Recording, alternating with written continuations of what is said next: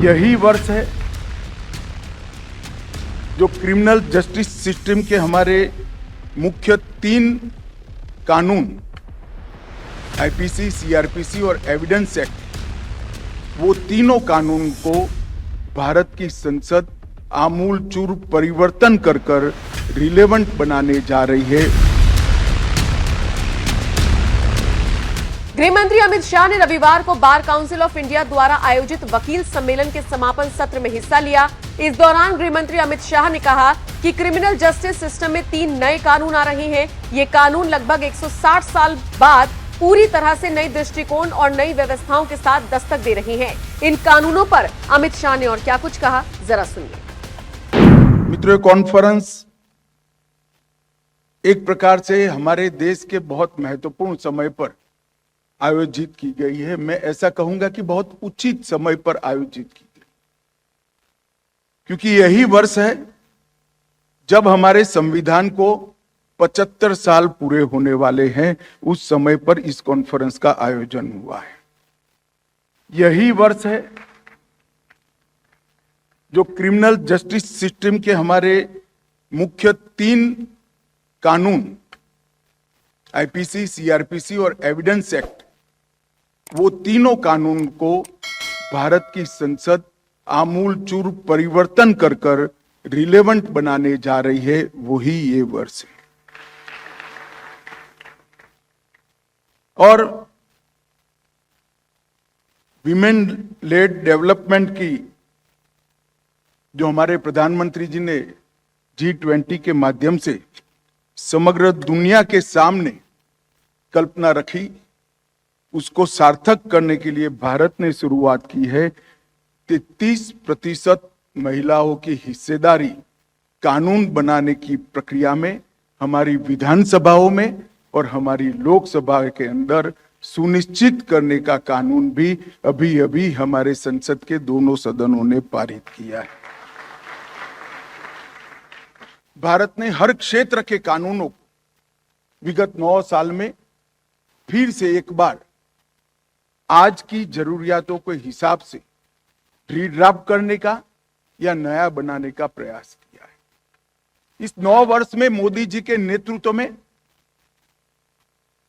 भारत सरकार ने ढेर सारे कानूनों के अंदर बदलाव किया है। मैं कुछ कानूनों का जरूर जिक्र करना चाहूंगा। आर्बिट्रेशन लॉ, अब यहां पर इंटरनेशनल आर्बिट्रेशन सेंटर भी बनने जा रहा है, जो हमारे लॉयर्स के लिए अपार संभावनाओं को खड़ा करने वाला एक नया सेंटर बनने जा रहा है। मीडिएशन लॉ और जन विश्वास बिल, ये तीनों कानून एक प्रकार से न्यायपालिका पर बोझ कम करने वाले कानून। जन विश्वास बिल से शायद आप लोग ढंग से वाकिफ नहीं होंगे। जन विश्वास बिल एक ऐसा बिल है जिसने 300 से अधिक कानूनों में से क्रिमिनल लायबिलिटी तय करने वाली धाराओं को विलुप्त कर इसको सिविल दंड के अंदर बदलने का काम ये जन विश्वास बिल ने किया है। और इसके कारण एक नए प्रकार का विश्वास लोगों के अंदर पैदा हुआ है।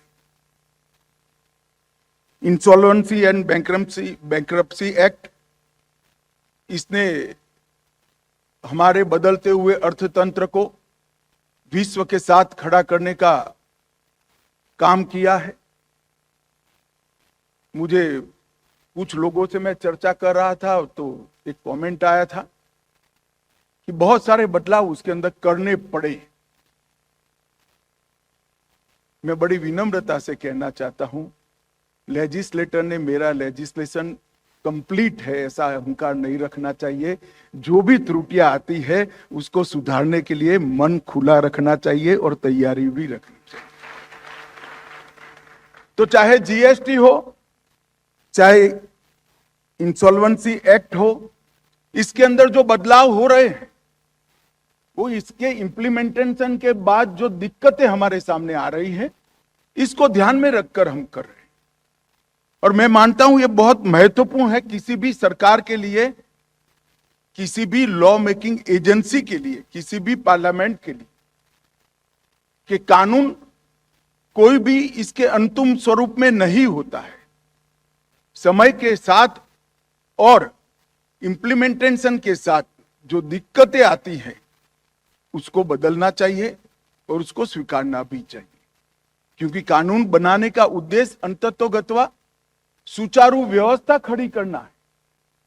कानून बनाने का उद्देश्य कानून बनाने वालों की सुप्रीमेसी एस्टैब्लिश करना नहीं है। तो ये जो बदलाव हो रहे हैं, मैं मानता हूं इसको और रिलेवेंट बनाएंगे। न्याय और हर प्रकार की शक्ति का संतुलन बहुत आवश्यक है, तभी जाकर न्यायपूर्ण समाज की रचना हो सकती है। मित्रों, आज यहां पर मैं आया हूं तब भारत ने हर क्षेत्र के कानूनों को विगत 9 साल में फिर से एक बार आज की जरूरियातों के हिसाब से रीड्राफ्ट करने का या नया बनाने का प्रयास किया है। इस 9 वर्ष में मोदी जी के नेतृत्व में भारत सरकार ने ढेर सारे कानूनों के अंदर बदलाव किया है। मैं कुछ कानूनों का जरूर जिक्र करना चाहूंगा। आर्बिट्रेशन लॉ, अब यहां पर इंटरनेशनल आर्बिट्रेशन सेंटर भी बनने जा रहा है, जो हमारे लॉयर्स के लिए अपार संभावनाओं को खड़ा करने वाला एक नया सेंटर बनने जा रहा है। मीडिएशन लॉ और जन विश्वास बिल, ये तीनों कानून एक प्रकार से न्यायपालिका पर बोझ कम करने वाले कानून हैं। जन विश्वास बिल से शायद आप लोग ढंग से वाकिफ नहीं होंगे। जन विश्वास बिल एक ऐसा बिल है जिसने 300 से अधिक कानूनों में से क्रिमिनल लायबिलिटी तय करने वाली धाराओं को विलुप्त कर इसको सिविल दंड के अंदर बदलने का काम ये जन विश्वास बिल ने किया है। और इसके कारण एक नए प्रकार का विश्वास लोगों के अंदर पैदा हुआ है। इंसॉल्वेंसी एंड बैंक्रप्सी एक्ट, इसने हमारे बदलते हुए अर्थतंत्र को विश्व के साथ खड़ा करने का काम किया है। मुझे कुछ लोगों से मैं चर्चा कर रहा था तो एक कमेंट आया था कि बहुत सारे बदलाव उसके अंदर करने पड़े। मैं बड़ी विनम्रता से कहना चाहता हूं, लेजिस्लेटर ने मेरा लेजिस्लेशन कंप्लीट है ऐसा अहंकार नहीं रखना चाहिए। जो भी त्रुटियां आती है उसको सुधारने के लिए मन खुला रखना चाहिए और तैयारी भी रखनी चाहिए। तो चाहे जीएसटी हो, चाहे इंसॉल्वेंसी एक्ट हो, इसके अंदर जो बदलाव हो रहे हैं वो इसके इम्प्लीमेंटेशन के बाद जो दिक्कतें हमारे सामने आ रही है, इसको ध्यान में रखकर हम कर रहे हैं।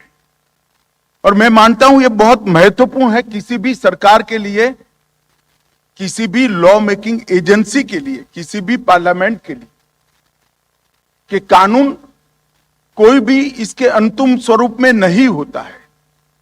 समय के साथ और इम्प्लीमेंटेशन के साथ जो दिक्कतें आती हैं उसको बदलना चाहिए और उसको स्वीकारना भी चाहिए, क्योंकि कानून बनाने का उद्देश्य अंततोगत्वा सुचारू व्यवस्था खड़ी करना है। कानून बनाने का उद्देश्य कानून बनाने वालों की सुप्रीमेसी एस्टैब्लिश करना नहीं है। तो ये जो बदलाव हो रहे हैं, मैं मानता हूं इसको और रिलेवेंट बनाएंगे।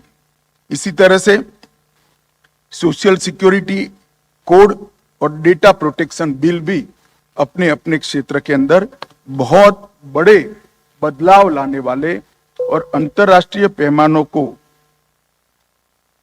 जोड़ने वाले नए कानून है। काफी सारे स्टूडेंट यहाँ बैठे हैं, मैं इनको जरूर कहना चाहूंगा कि ये सारे कानूनों को शायद हो सकता है कि जीवन में आपको कभी इस पर आर्ग्यूमेंट न करनी पड़े, परंतु इसको जरूर देखना चाहिए, क्योंकि संपूर्ण न्याय की व्यवस्था तभी आपके समझ में आएगी जब समाज के हर अंग को छूने वाले कानूनों का आप स्टडी करोगे, उसको आत्मसात। मैं यहां आऊं तब अपनी बात को सीमित करना चाहता हूं क्रिमिनल जस्टिस सिस्टम तक, क्योंकि मेरा विभाग भी है और दूसरा भी कारण है क्योंकि इसमें 3 जो नए कानून आ रहे हैं वो अभी बनने की प्रक्रिया में।